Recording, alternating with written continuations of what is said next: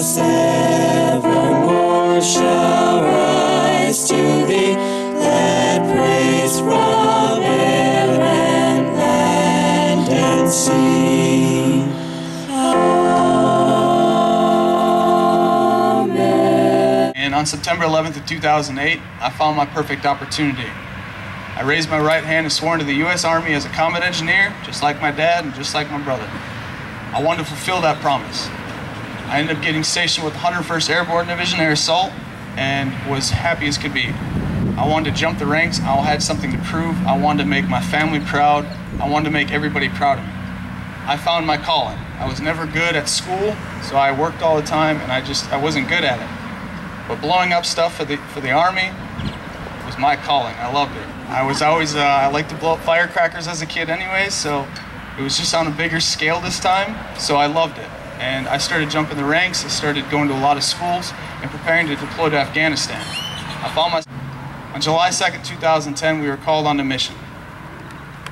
7 of my brothers and sisters got killed, even more got injured. We were out there to help out and make sure that they needed everything that they got. Everything that they needed, we got them. Beans, bullets, and band-aids, we called it. My best friends almost bleed out and died. 20 minutes of getting shot at non-stop. 20 minutes of watching my career go down the drain. I was upset, I was mad when the first aid finally got there. The medic got there and pulled us out of the truck, and I found myself in Kandahar airfield. I found myself in Landstuhl, Germany, going through more surgery, spent 8 days there, and then found myself at Fort Sam Houston, San Antonio, Texas. And that's when my issues started coming into play. When I first saw my parents, I didn't get to see them that well because they were in yellow suits. They weren't able to touch me. They weren't able to actually take off their masks because I was open to all these diseases and all this bacteria in Afghanistan with an open wound.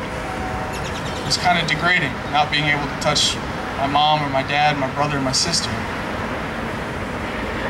And that's when post-traumatic stress kicked in. I was angry at the world, I was mad, I wanted to get better, I wanted to get back overseas. I was more concerned about Sergeant Wallace and Sergeant Smith and Sergeant Putman than myself. I was remembering the 3 guys that got killed that day, hoping that they didn't suffer. I ended up being in the hospital for quite a long time. It became an outpatient, and that's when I decided I was going to take my own life. All kinds of medication, you name it, I've been on it. I had a box every morning. I had to pour out medication. I had to just take handfuls of it just to function throughout the day.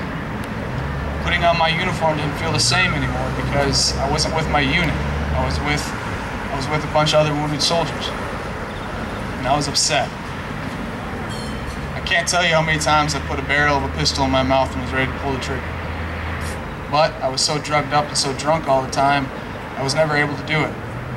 My whole career because of stupid decisions, because my mind wasn't right. And I went on this event program with Wounded Warrior Project. And when I went there, I actually ended up meeting a Marine.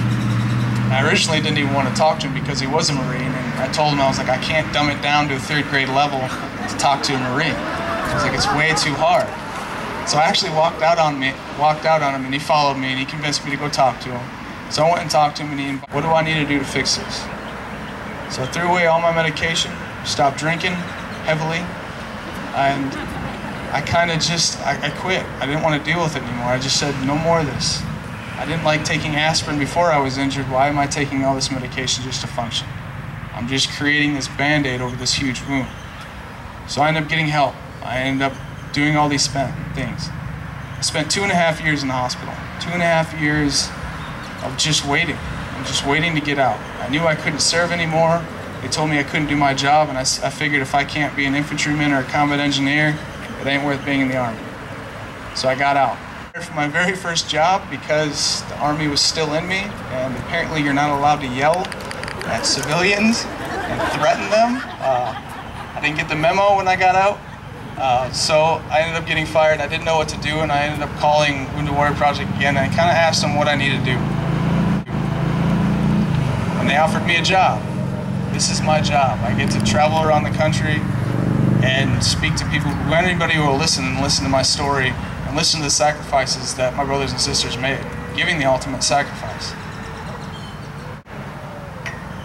Sergeant Beckerman I served with overseas. And this is something this is my first time actually talking about it in public. Sergeant Beckerman gave his life for our country. He had a tripwire and it killed him instantly, leaving nothing for his family. Nothing for his family to open a casket to. Nothing. His wife was deployed with us. She waited for us. She knew something happened. This is the day of our fallen. Today is. We all make sacrifices in the service, no matter what branch you're in. The families make an even bigger sacrifice because you've got to deal with this after we come back. We're never easy to deal with, especially Marines.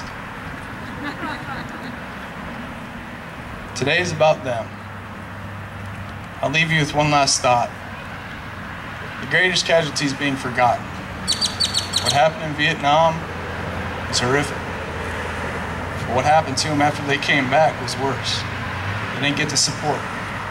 So for me and my family, thank you for your service. Thank you for everything that you've done. Thank you for paving the way and making sure what happened to you didn't happen to me. Today's your day. Today's for our fallen.